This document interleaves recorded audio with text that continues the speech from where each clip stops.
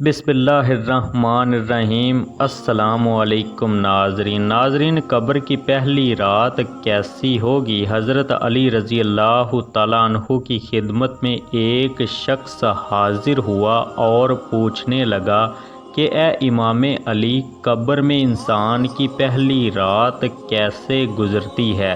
تو حضرت علی رضی اللہ تعالیٰ عنہ نے فرمایا کہ میں نے اللہ کے رسول سے سنا کہ انسان کی سب سے مشکل رات قبر کی پہلی رات ہوتی ہے، جب دوسرے انسان، اس کے دوست، عزیز و اقارب، رشتہ دار اسے دفنا کے چھوڑ کر چلے جاتے ہیں تو وہ انسان روتا رہتا ہے۔ ہر ایک دوست اس کے پاس آتا ہے اور اسے روکنے کی کوشش کرتا ہے کہ مجھے چھوڑ کر نہ جاؤ، لیکن افسوس اس کی آواز کوئی نہیں سنتا۔ حضرت ابو سعید رضی اللہ تعالیٰ عنہ سے روایت ہے کہ حضور اکرم صلی اللہ علیہ وآلہ وسلم نے فرمایا، لوگوں، اپنی موت کو یاد کیا کرو۔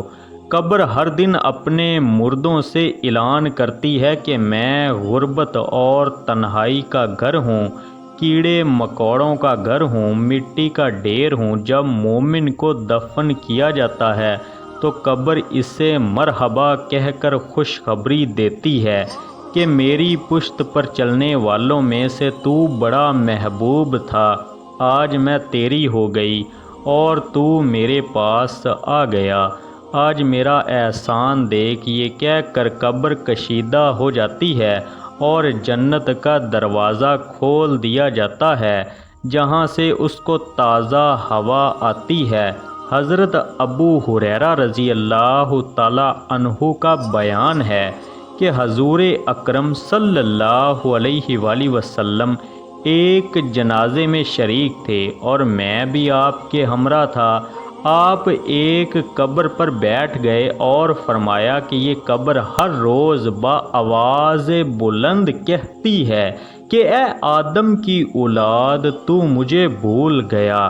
کیا تجھے یہ معلوم نہیں کہ میں تنہائی کا گھر، غربت کا گھر، وحشت کا گھر اور کیڑے مکوڑوں کا گھر ہوں؟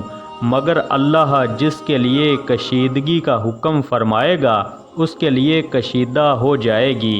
اس کے بعد آپ نے فرمایا، اے قبر، تو یا تو جنت کا چمن ہے یا تو پھر آگ کا ایک تندور ہے۔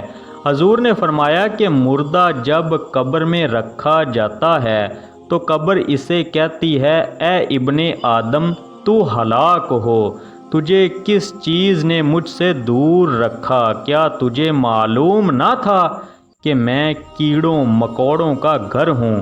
تجھے کس چیز نے مجھ سے بہکا کر نڈار کر دیا؟ تو میری پشت پر بہت آکڑ کر چلتا تھا۔ اگر وہ نیک ہوگا تو جواب دینے والے اسے جواب دیں گے کہ اے قبر، تو دیکھ تو صحیح اس کے اعمال کیسے ہیں۔ یہ اچھائی اختیار کرتا تھا اور برائی سے دور رہتا تھا۔ یہ سن کر قبر کہتی ہے، بے شک یہ نیک تھا، اب میں اس کے لیے سرسبز ہو جاتی ہوں۔ مردے کا جسم اس وقت منور ہو جاتا ہے اور اس کی روح اللہ تعالیٰ کی طرف بھیج دی جاتی ہے۔ ناظرین، حضرت عبداللہ بن رضی اللہ تعالیٰ عنہ سے روایت ہے کہ حضور اکرم نے فرمایا کہ مردہ قبر میں لوگوں کے گھروں کی آواز بھی سنتا ہے جو اس کے ساتھ جنازے میں گئے ہوں۔ مردے سے اس کی قبر کہتی ہے کہ اے ابن آدم، تیری ہلاکت ہو، تو نے میری تنگی، بدبو اور کیڑے مکوڑوں کا خوف نہ کیا، اسی لیے تو نے ان چیزوں سے بچنے کے لیے تیاری نہ کی۔ بد اعمال مردے سے قبر کہتی ہے کہ تو نے میری تاریکی، میری وحشت، میری تنہائی اور تنگی، میرا غم تجھے یاد نہیں رہا۔